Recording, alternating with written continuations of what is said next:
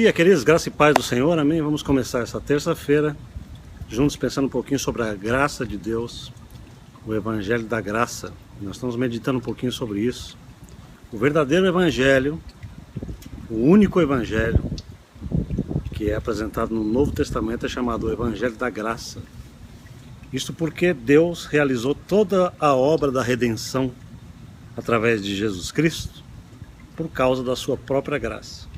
Ou seja, nós não temos condição nenhuma, como humanos, de pagar Deus de qualquer forma que seja pela nossa redenção. Nós não temos condição de nos tornarmos sequer justos na presença de Deus pelos nossos próprios esforços, pelo nosso comportamento, pela nossa bagagem cultural, filosófica, familiar, social. Nós não temos condição de nos achegarmos a Deus por nada disso, a não ser pela imensa graça que Ele proveu para nós através de Jesus Cristo, enviando Jesus para morrer por nós na cruz do Calvário.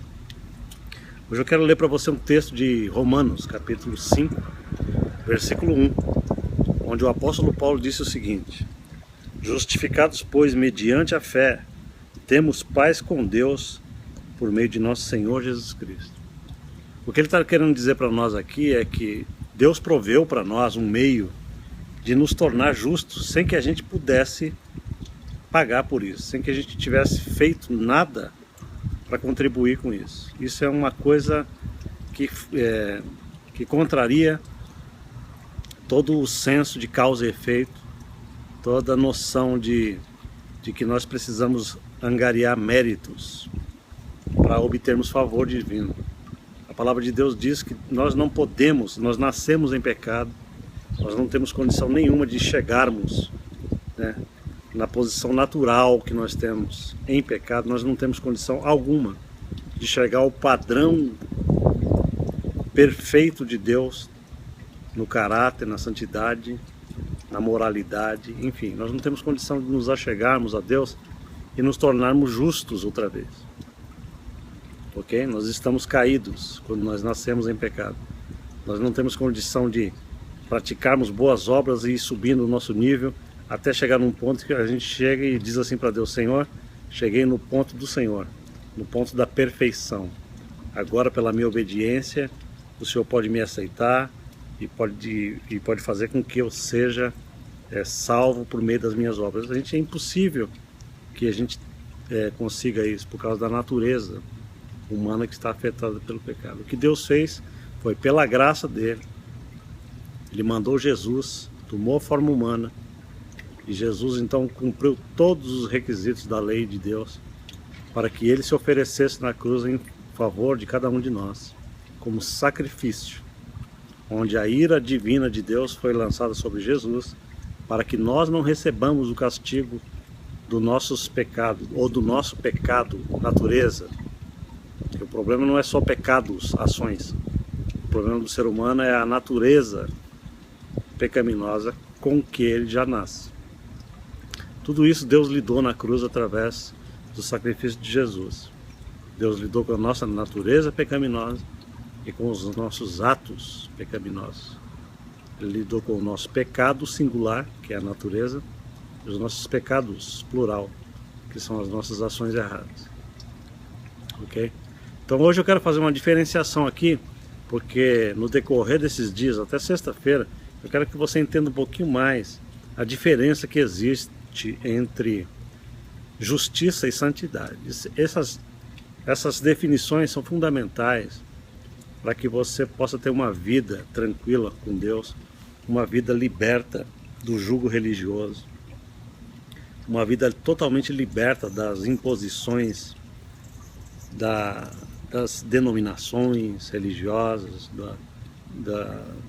do clero ou de qualquer outra coisa que possa impor sobre a tua cabeça que você tem que construir algum tipo de santidade para agradar a Deus. Justiça é uma capacitação que Deus te dá através da graça dele, onde Jesus pagou todo o preço para que você seja justo sem merecimento, né? palavra de Deus diz que ele se fez pecado por nós, para que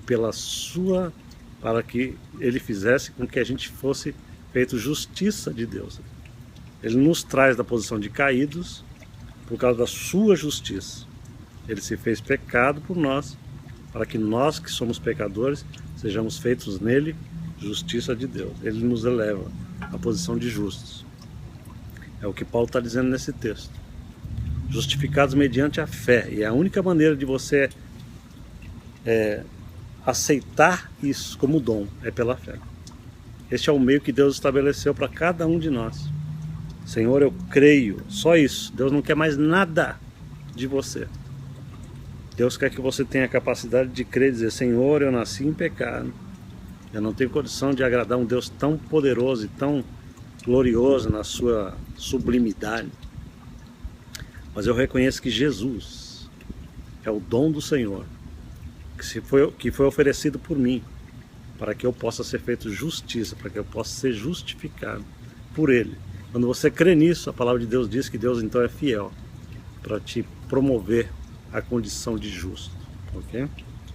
Então, justiça nada tem a ver com santidade. O que é santidade?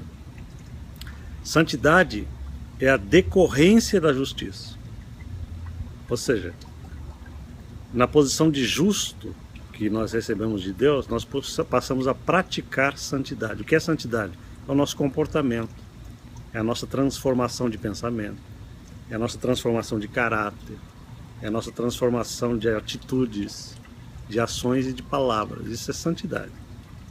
O nosso comportamento, a nossa performance comportamental, de atitudes, de palavras e de caráter, chama-se santidade e não justiça. O problema com a igreja cristã é que ela sempre confunde essas duas coisas, esses dois conceitos que são totalmente diferentes, embora estejam interligados, porque santidade é uma consequência da justiça, mas a santidade nunca é a causa da justiça. Se você entender isso, você entende o caminho do Evangelho da Graça. Por quê? Porque primeiro Deus nos justifica de uma maneira gratuita e depois manda a gente ir se consertando gradativamente pela fé na justiça que já temos. O que as igrejas fazem é totalmente o contrário disso. Ela exige que o sujeito se transforme todinho no seu comportamento, na sua mente. O cara tem que ter uma postura toda adequada para depois ele ir provando que ele é justo. Lá na frente, daqui a 20 anos, se o cara mudou de vida, esse cara é justo, esse cara é um crente em Jesus. Esse sujeito é salvo. É assim que funciona o Evangelho? Não! Não é assim que funciona o Evangelho. Com Deus, vou dizer uma coisa para você que pode chocar a religiosidade de muita gente. Porque choca, o Evangelho da Graça choca a religiosidade, né? Jesus chocava todos os fariseus e todos os escribas, porque ele trouxe um evangelho diferente. Embora ele cumprisse a lei, Jesus absolvia a adúltera, né? Como absolveu a adúltera, que era na lei de Moisés, ela era comandado a ser morta à pedra, né? Apedrejada. Então, olha só, justiça é aquilo que Deus nos declara de antemão. No Evangelho da Graça, nós somos justos a priori, ou seja, nós somos justos de antemão, antes de provarmos no comportamento. Muita gente não aceita isso, porque fala, isso é um evangelho barato, que faz com que as pessoas sejam levadas ao pecado. Não, não é verdade. Toda vez que Paulo pregava esse evangelho da graça, essas questões eram suscitadas. Você pode ver no livro de Romanos, no livro de Gálatas, onde Paulo já responde de antemão: pecaremos, pois, para que a graça de Deus seja mais abundante? De maneira alguma, ele mesmo responde. Por quê? Porque ele sabe que os ouvintes da mensagem dele vão ter na mente deles, a primeira coisa que eles vão pensar é o seguinte: se nós somos absolvidos de tal maneira por Deus, então tranquilo, a gente pode sair livre para pecar. Por quê? Porque na mentalidade humana, a única coisa que pode restringir o nosso pecado é a lei de Deus dizendo: se você pecar, eu vou te mandar fogo, eu vou mandar você para o inferno. Aí o cara fica com medo. Então veja, nesse evangelho da lei, O que restringe o homem é o medo, é o temor. Mas no Evangelho da Graça, o que restringe o homem a comportar-se de acordo com a justiça que já tem em Cristo não é o temor, não é o medo de Deus, é o amor. É o que Paulo diz, o amor de Cristo nos constrange a vivermos de acordo com aquilo que nós recebemos. Quanto mais perdoado eu sou, mais amor eu tenho. Foi uma parábola que Jesus disse, né?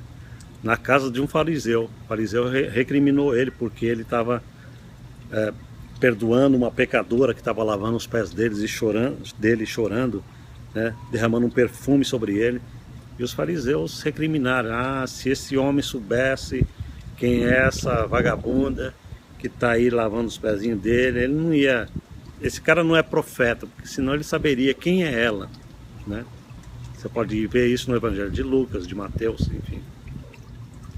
Então a parábola que Jesus contou falava de uma pessoa que devia uma quantia enorme de dinheiro para outra pessoa, não tinha como pagar. E como não tinha como pagar, disse: olha, não tenho condição de pagar, faça comigo o que você quiser. E a pessoa teve misericórdia dele, falou: não, vamos fazer o seguinte, eu te perdoo essa quantia enorme, você não tem como pagar, vai embora livre, seja abençoado.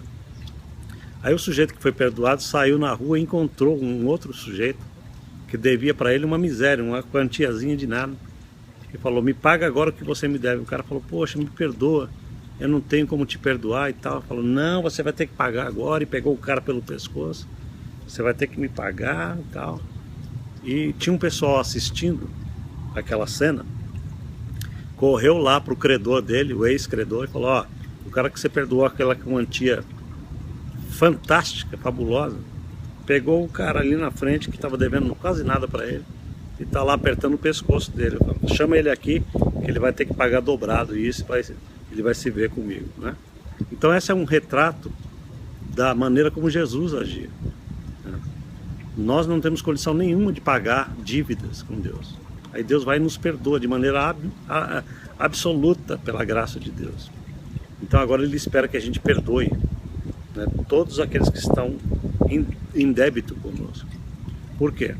Porque da mesma maneira que eu recebo o perdão de Deus, eu tenho que passar adiante o perdão recebido. E mais, Jesus disse assim para o fariseu: aquela pessoa que é muito perdoada, ela passa a amar mais, né? Quando você descobre que você foi perdoado em extremo, você passa a querer agir de acordo com o perdão que você recebeu, em amor. Então o Evangelho da Graça é um evangelho que compele o nosso coração, que nos motiva a viver de maneira adequada com Deus, não pela obrigação, nem pela imposição, nem pela religiosidade, nem pela obrigatoriedade, mas pela consciência da nossa relação, que a gente passa a entender que nós temos uma nova relação com Deus de maneira tão absolutamente gratuita, e a gente agora tem prazer nisso. Fala: Deus, como é bom saber que o Senhor me perdoou tão grandemente. De hoje em diante eu quero viver para Ti, para agradar ao Senhor. Eu quero dar frutos para a Tua glória. Eu quero ser um instrumento Teu, voluntário. Eu quero servir a Ti com amor. Eu não sou obrigado a isso, né? Deus nos tira dessa posição de servos e nos coloca na posição de filhos. Nós não somos servos de Deus, né? Às vezes eu ouço as pessoas dizerem isso: ah, o servo do Senhor. Isso é uma expressão do Antigo Testamento. Pode notar que lá no Antigo Testamento tem muito disso, o servo do Senhor e tal. Mas Jesus disse assim: já não vos chamo servos, mas amigos, né? Jesus nos estabeleceu no mesmo patamar dele. Nós estamos unidos em Cristo, nós somos filhos amados pela graça de Deus. Nós hoje podemos viver de maneira digna do Evangelho de Cristo por causa da graça. Então não confunda justiça com santidade, ok? Não queira favores de Deus através da tua santidade. É um erro cristão constante. Porque os cristãos fazem assim: ah, Senhor, eu preciso jejuar mais para conseguir minha bênção. Se eu obedecer melhor, se eu jejuar mais, se eu fizer uma campanha de não sei quantas semanas. Eu estou sempre nessa base religiosa de barganhenta com Deus, porque eu não entendi que eu já sou justo em Cristo e que eu tenho todos os direitos de antemão para poder fazê-los manifestar na minha vida diária por meio da minha fé. Nós não recebemos mais porque a gente tem uma mente religiosa. A gente não entende que a graça primeiro estabelece justiça, para depois estabelecer santidade. Santidade está no plano inferior, não no plano superior. O cristianismo sempre coloca a santidade no plano superior à justiça, né? E Jesus muda esse quadro. Jesus disse assim, não, aqueles que estão em mim são justos, em primeiro lugar. Já está declarado, já está consumado, você é justo. Você precisa agora ter uma mente de justo. Sabe qual que é o seu problema? Você tem aprendido com esse cristianismo religioso que a tua performance ganha favor divino. Que você só recebe as bênçãos de Deus se você for certinho nas suas ações. Agora, eu não estou advogando que nós devemos ser tortos nas nossas ações. Não é isso que eu estou falando. O que eu estou falando é que as nossas ações de comportamento não causam nenhuma bênção de Deus para a nossa vida, porque já está causado pela justiça de Jesus. Jesus é que causou a nossa justiça de antemão, e agora Ele espera que a nossa vida seja transformada pela renovação da mente, e a nossa santidade vai melhorando, por causa desse como resultado dessa justiça que temos, nós vamos melhorando com Deus. Mas essa melhora não muda a cabeça de Deus em relação a nós. Muda a nossa cabeça em relação a Deus. Oh, isso é poderoso. Amém? Eu estou aqui durante essa semana para rever alguns conceitos e dizer para você o seguinte. Talvez você nunca tenha ouvido essas verdades. Essas verdades que eu estou falando são tão radicais que até os próprios crentes não... É difícil pegar um crente que fala assim, eu entendo isso, porque eu tenho recebido a revelação do Espírito a respeito da graça de Deus. A maioria das pessoas fica chocada, porque não entendem o Evangelho da Graça. Amém? Vamos orar juntos. Eu quero orar com você, porque isso daqui é apenas o começo do que eu estou falando. Eu tenho certeza absoluta, que se você entender o que é o Evangelho da Graça, você vai perder toda essa neurose comum, né, da vida religiosa que a gente tem quando não conhece a graça. Eu já vivi muito assim, nessa agonia de querer fazer coisas para Deus. No começo da minha caminhada cristã, eu frequentei grupos e denominações que tinham essa mentalidade performática, que não aceitava que Deus era um Deus gracioso demais, que nos fez justo de antemão, para que eu possa ter liberdade de crescer, de ser aperfeiçoado na minha santidade dia após dia. Amém? Vamos orar. Pai, em nome de Jesus, muito obrigado por esse tamanho dom que nós temos recebido de Ti, o dom da justiça. É isso que Paulo fala em Romanos, capítulo 5, versículo 17, que é aqueles que recebem a abundância da graça e o dom da justiça reinarão em vida por um só, Jesus Cristo. Nós estamos reinando contigo hoje, porque temos recebido a abundância da graça e um dom, o dom da justiça.